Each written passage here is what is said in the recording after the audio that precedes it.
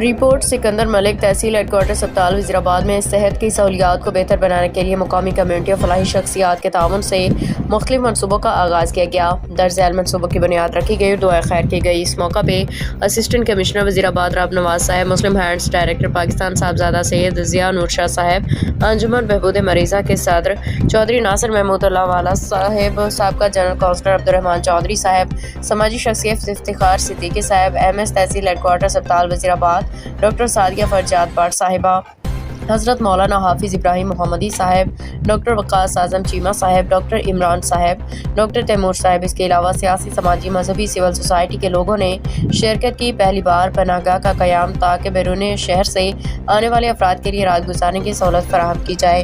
نوزائیدہ بچوں کے لیے نیونیٹل وارڈ کا قیام، OPD کی توسیع تک مریضوں کا رش کم کیا جا سکے۔ ڈائلسس سینٹر میں 2 مزید ڈائلسس مشینوں کی تنصیب۔ ایک مشین کی لاگت تقریباً 2.5 ملین روپے ہے۔ ان اقدامات سے صحت کے نظام میں بہتری آئے گی اور عوام کو بہترین سہولیات فراہم کی جائیں گی۔